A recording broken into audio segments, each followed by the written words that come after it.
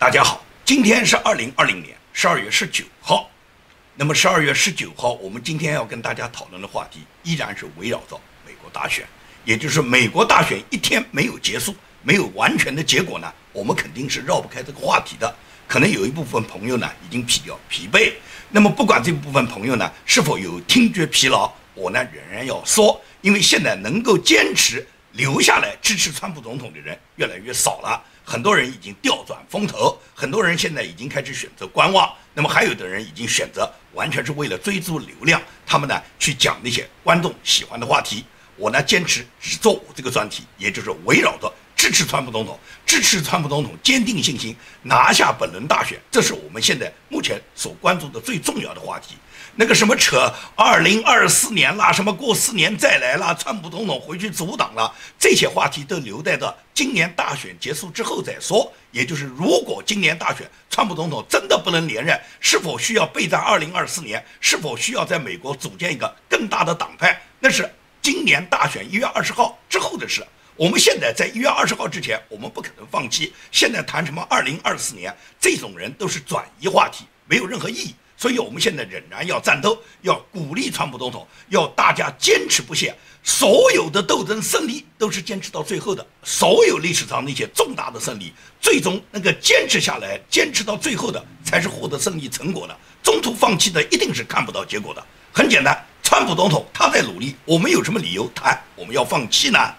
那么今天话题之前呢，我首先要对昨天我的节目里面做出的一个最高法院的一个说明呢，做出一个更正。昨天呢我讲错了，我完全理解错了。也就是昨天我看到了最高法院以6-3驳回了关于非法移民是否能够有效的计算在合法公民的这个有效范围内的这个案子呢，我呢完全把它理解反了。也就是最高法院实际上是支持川普总统的提案的，也就是认定所有美国各州你们所计算的这个公民的范围啊，只可能是有效公民，非法移民呢一定不能算入。那么非法移民不能算入主要的目的是什么？第一个就是如果是支持了川普总统这个议案，那么所有各州你只能计算你的合法公民，也就是非法移民要排除的。非法移民排除，我们简单举个例子来讲，就说加州虽然有2-3千万人，但是加州这个2-3千万人里面至少是包含了几百万甚至接近上千万的这个非法移民。如果你把这个将近1000万的这些非法移民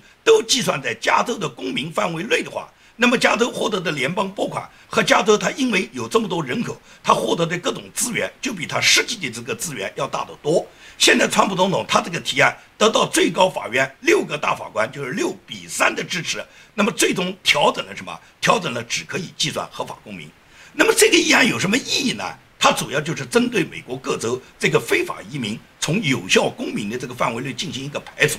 排除了以后，也就是第一，联邦拨款是依据你实际的有效公民，就是合法的居民的范围来给予拨款的。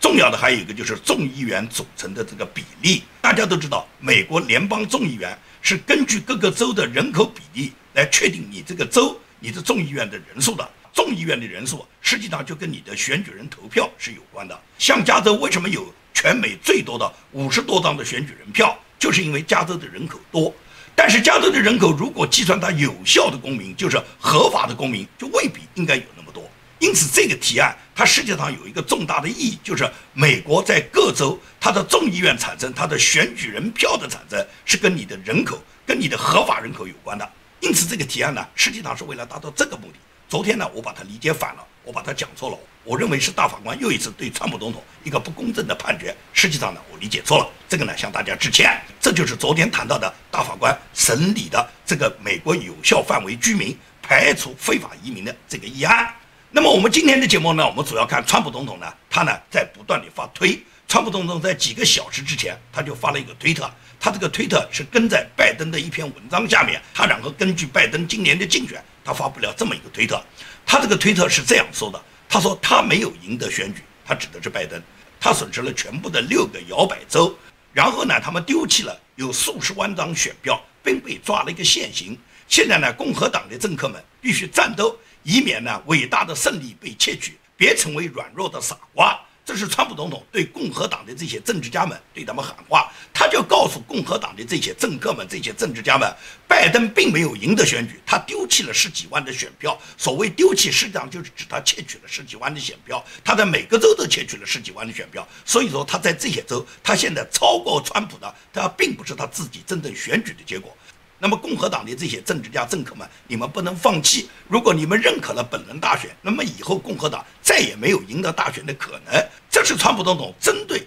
多数党领袖麦康奈尔，他率先道贺拜登，道贺贺锦丽，然后放弃共和党的努力。川普总统对他的一种警告和一种提醒，告诉共和党人别那么软弱，不要成为软弱的傻瓜。这是川普总统现在的态度。因为川普总统他没有后退，他没有认为现在可以到了放弃的时候。因为现在完全川普总统仍然在努力中，那么这个努力我们在节目里面已经多次谈到过，他的司法努力现在已经没有看到什么结果，因为所有的法院基本上都是驳回川普总统的诉讼，即使是打到最高大法院，那么最高大法院的大法官也没有支持川普总统，所以说司法努力呢并没有成功。那么议会道路呢，由于麦康奈尔首先出卖了川普总统以后，所以在参议院支持川普总统的这个问题上，我们现在呢不敢抱太大的希望。但是呢，大选的形势是每天都在变化的，大家不要认为现在司法道路走得很艰难，议会道路走得很艰难，川普总统就没有胜算了。我一点都不是这么认为。川普总统他的白宫重要的这个幕僚团队有个白宫顾问叫纳瓦罗，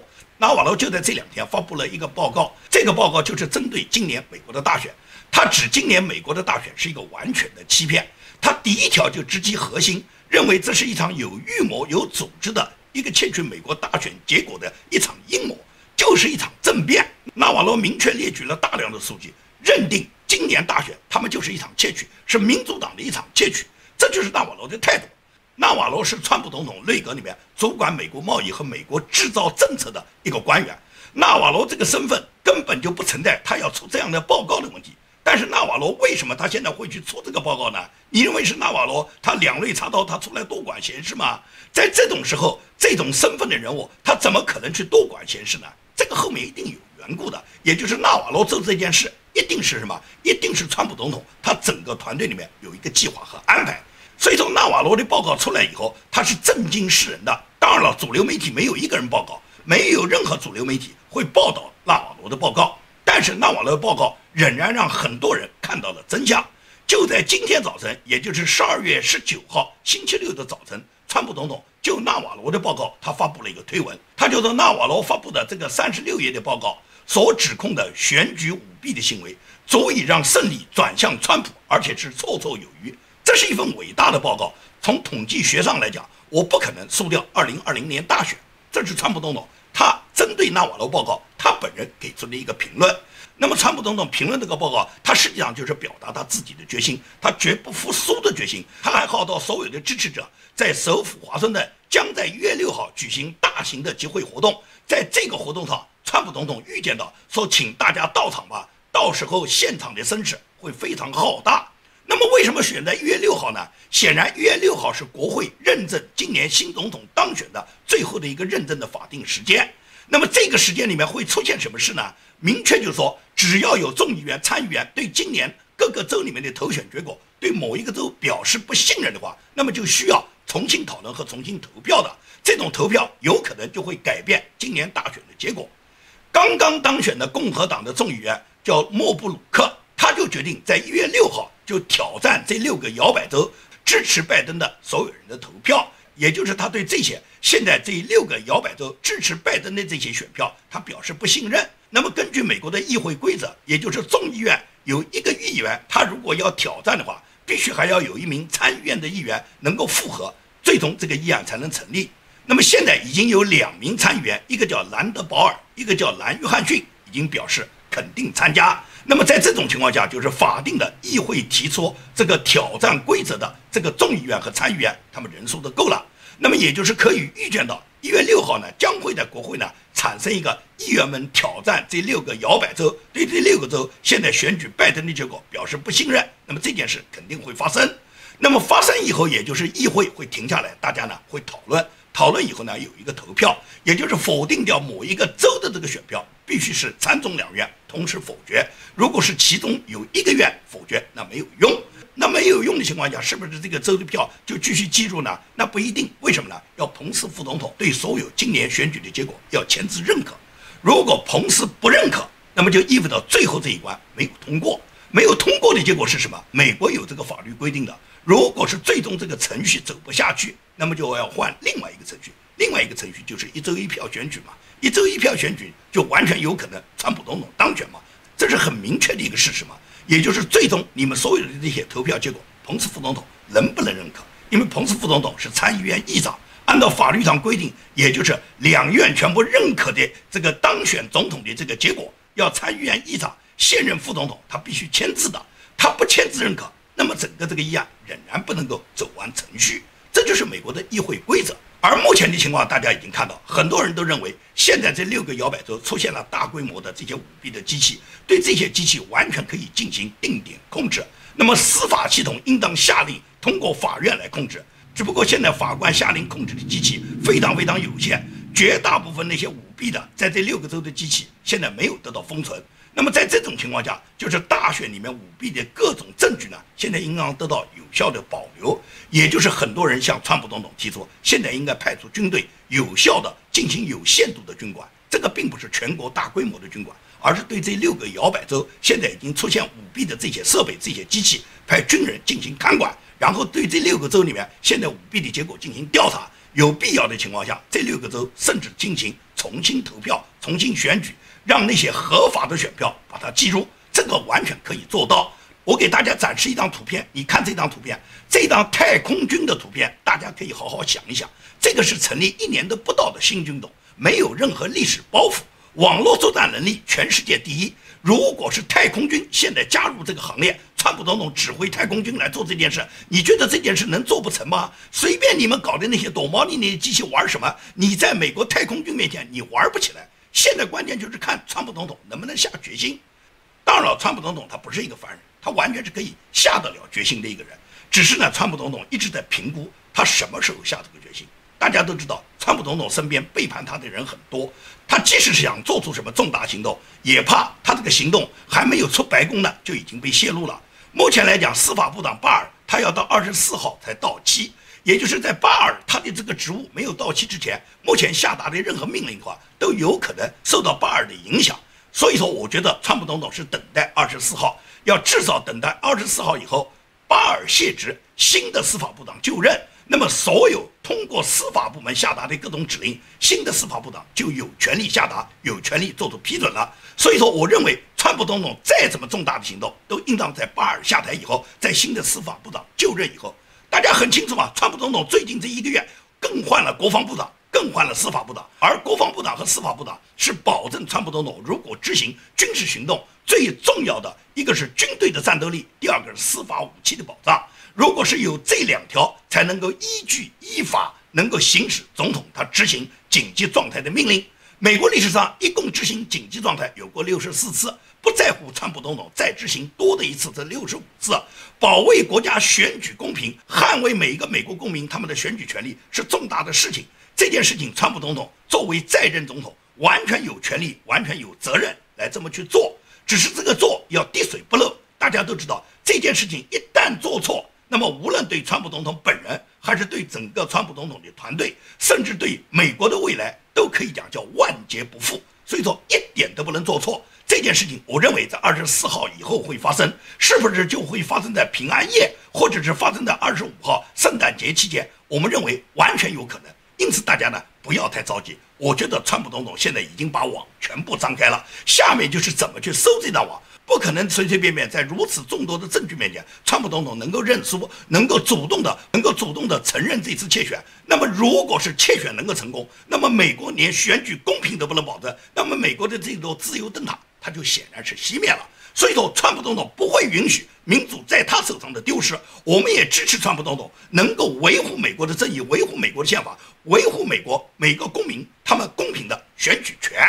川普总统绝对不会在目前的这个状态下，他就首先撤退了。昨天，川普总统他在白宫会见了他的律师鲍威尔。过去呢，鲍威尔律师是以川普总统个人私人身份开始调查整个大选舞弊的事件的。那么，川普总统昨天他会见鲍威尔律师，多家媒体已经有了报道，也就是川普总统打算任命鲍威尔律师为白宫的司法顾问，独立调查本轮大选里面各种舞弊事件。那么，如果鲍威尔律师被川普总统任命为白宫的司法顾问这个身份以后，那么鲍威尔律师的身份他就改变了。他过去只是以一个律师的身份，以私人律师的身份来调查，现在呢，他是代表白宫，代表联邦政府，是成为国家白宫任命的高级官员来调查这件事。那么毫无疑问来讲，权限是不一样的，他所拿到的证据、看到的资料也是不一样的。我认为任命鲍威尔律师到现在来担任司法顾问的这件事，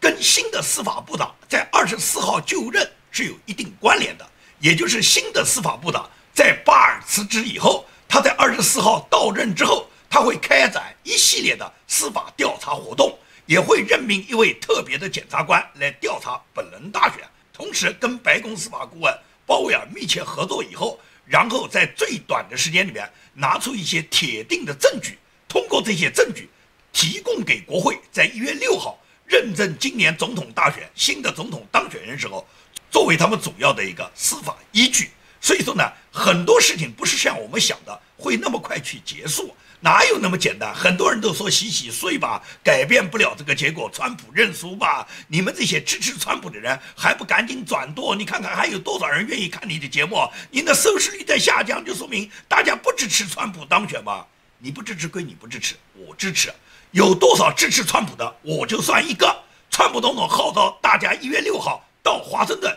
举行大规模的游行集会，我相信现在网络上已经有很多人响应，很多人现在都会从四面八方飞到华盛顿，飞到首府，支持川普总统在1月6号他这个大选认证的这一天，能够追求一个美国人民所需要追求的一个选举公平。这件事情我相信一定会水到渠成的，大家不要着急。你看彭斯副总统可以讲叫气定神闲，昨天彭斯副总统和他的夫人一起接种了这个美国刚刚研制出来的 COVID-19 的这个病毒疫苗。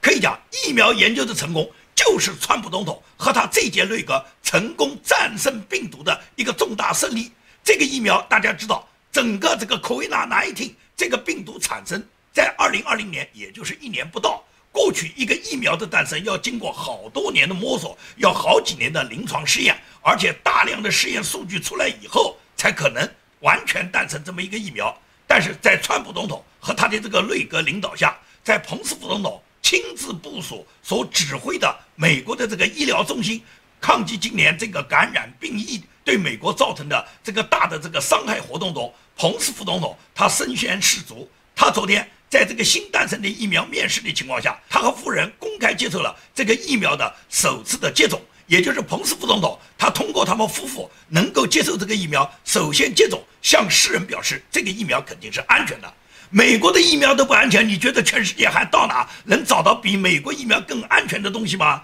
彭斯副总统夫妇两口子都亲自接种了，你觉得这个疫苗还不安全，你还不敢去接种吗？只有大家都接种了这个疫苗，然后大家能够控制住这个病情，让这个病情把它对美国的这个社会冲击把它降到最低。现在民主党的人不断地还是拿这个疫苗，拿这个传染病情的事情，在各个州里面破坏民众的正常的商业活动和正常民众的集会活动啊。在我们加州就是这样，加州所有餐馆是不准开的。加州过去餐馆是室内堂食不行，但是呢放到外面就是户外场地，如果你搭一个棚子，仍然是可以在外面就餐的。现在这个也不行，加州的州长叫纽森，纽森就是把所有人在餐馆里面就餐的这个权利取消了。那么至于其他集会你就更不要想了，什么音乐会啦、体育比赛啦、教堂都不能去。也就是纽森就是要造成这些中小商户，让你们这种紧张的心理，让你们认为你们现在做不到生意、赚不到钱，都是因为这个病情导致。而这个感染病情导致都是川普防治不力，他就是要让民众产生一种恐慌心理。这个不光是在加州，在所有民主党控制的大城市、民主党控制的州都是这个状态。所以说加州它只是比较典型而已。现在加州是任何一个餐馆都是不允许营业的，你最多可以到这个餐馆里面去买一个外卖，去打包一个外卖。那么这种状况就是民主党一直是促成的。现在有了疫苗诞生，彭斯副总统夫妇两口的亲自接种以后，那么大规模的这个接种在美国开始以后，相信这个 COVID-19 它对民众造成的伤害会大大的降低。战胜了疫苗以后，毫无疑问来讲，美国就会迎来新的胜利。当然了，这个疫苗出来以后，也有很多人在里面唱反调，也有人利用这个机会，然后给民众施加新的压力。你比方说，这个民主党的去年曾经参加过总统竞选人的这个杨安逸，也就是一个台湾人啊，是一个华人。这个杨安逸他就专门发表了一个推文，他就说希望给所有接受疫苗这个接种的人发一个条形码。那么杨安逸要发这个条形码干什么呢？发这个条形码不就是说你接种过的人，你有条形码你才可以有自由活动，你没有条形码的人你就要失去一部分自由。这就是杨安逸的思维，也就是这种人，他就是因为有了公权力，公权力就是一种贪婪者，他这种公权力就是要侵犯个人权利。凭什么我一定要去接种？凭什么我只有接种了，获得了条形码以后，我才可以有自由活动啊？美国没有这样去限制别人活动的，接受不接受接种是每一个美国人自己的选择。你愿意去接受你就接受，你不愿意接受你就自己扛着。如果有病你就自己扛着，不就这么简单吗？那杨安逸的要求把所有接受疫苗的人要发一个条形码的目的，不就是通过条形码来判别你的身份，然后是否你可以到公共场合去，你是否可以就餐，是否可以去参加公共集会活动，你有什么权利这样去做啊？美国人自由不是你杨安逸赋予的，是上帝赋予的。美国人有权选择接种还是不接种的自由。杨安逸是一个华人，是一个在美国长大的华人，虽然是个台湾人。你看到他在美国接受了西方的教育，是不是他就应当像西方那样的思维呢？是不是摆脱了那种专制思维？我看一点都没有。在海外大量的华人，即使他接受到美国的教育，尤其是这些从商从政的人，从政的这些人最典型，也就是他们不可避免的要跟中共勾兑，会形成中共的专制思维，会用共产主义社会主义这一套来管束他人。所以说今天美国的社会被中共的渗透和打击，它是方方面面的，是你根本就看不见的。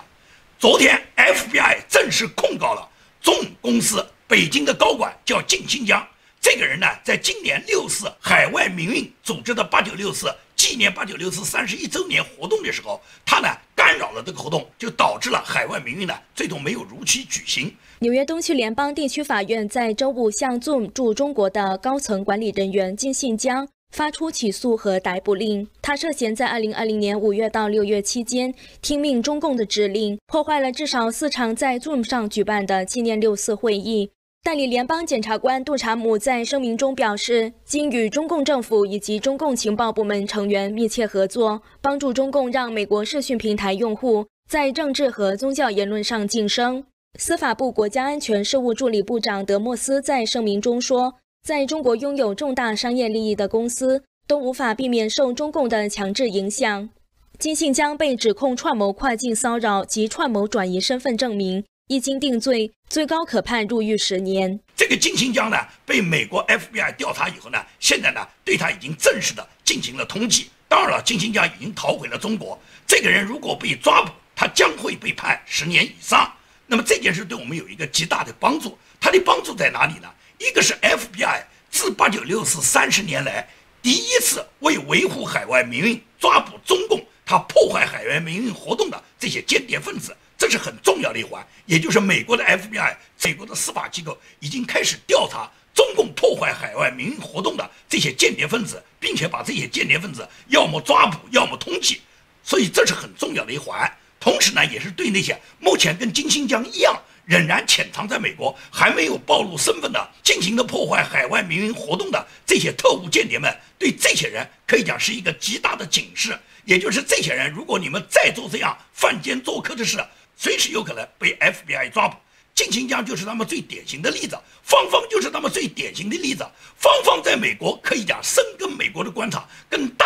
美国的官员，包括议员，包括那些市长上床，然后为中共鞍前马后，起到他间谍的作用，把美国的政客都拉下水。我们都知道的那个大胖子市长是美国旧金山湾区弗瑞蒙的这个市长，这个大胖子市长有多重？有300多磅。这300多磅，方方照样上床，他不在乎大胖子能把他压垮，哪怕压得他喘不过气来，但是大胖子跟中共能把合约签掉，能够把美国出卖给中国，方方就完成任务了。所以方方也好，金星江也好，都是中共派到美国的，现在目前被 FBI 已经正式定罪的间谍。那么没有定罪的有多少？潜在美国的、破坏美国的、帮助中国能够企图渗透甚至打击美国的这些重要的人员有多少？12月15号，美国媒体惊爆，中共竟然在美墨边境的德州购买了一块巨大的农场，这个农场达到200平方英里，有多大？这200平方英里相当于半个香港的面积啊！这个美墨边境大部分这个土地是没有什么经济价值的，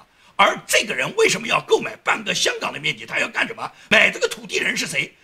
买这个土地人是中共前高级军官，叫孙广信。孙广信曾经是中共共青团新疆的10大青年，他是在新疆发财的老板。新疆是中共最黑暗的地区，可以讲这个孙广信，前中共共青团10大青年，前中共的高级军官，他凭什么可以到美国来购买那么大的一块土地？他购买这块土地干什么？这个土地上连飞机场都造起来了，他造这个飞机场就是给共军留着的。可以讲，他搞这块土地，搞这个基地，他就是为了达到2个目的。第一个是可以侦察美军的各种军事装备，并且在这个基地里面潜藏一大批人员。第二个，他可以派出大量的统战人员，类似于像靳新江、像方方这样的人，潜藏在他这个基地，通过他这个基地向美国输送各种人才，然后帮助中共对美国进行渗透。所以说，像孙广信这样的人，能够在美国购买半个香港这么大面积的这么一个人，并且连飞机场都造好的这样的人，难道美国的 FBI、美国的司法部门没有注意到吗？像这样的人，为什么不去调查他？为什么不去抓捕他们？美国能允许中共这么明目张胆的在美国购买了土地、建好了机场，准备进攻美国吗？所以说，中共对美国的渗透和进攻已经是肆无忌惮的了。他们看到拜登马上要上台了，他们知道拜登会跟他们合作啊，所以他们现在已经撕下了他们过去打的什么2国友好的温情的面纱，他们现在赤裸裸就是进攻啊。因此，只有川普总统才能捍卫美国的利益，捍卫美国人民的利益，保护美国的国防安全，打击所有中共的党员，限制共产党员和他们的直系亲属入境，就是川普总统做出的最英明的决策。因此，只要是贯彻好这条制度，像孙广信这种人，马上就应该驱逐出境的。所以，我们应当坚定不移地支持川普总统，让川普总统获得连任以后，对中共进行致命的打击，把孙广信、靳新江、方方这种人从美国全部挖出来，把这些人都把他们送到美国的牢房里面去。好，今天的节目就跟大家做到这里，谢谢大家。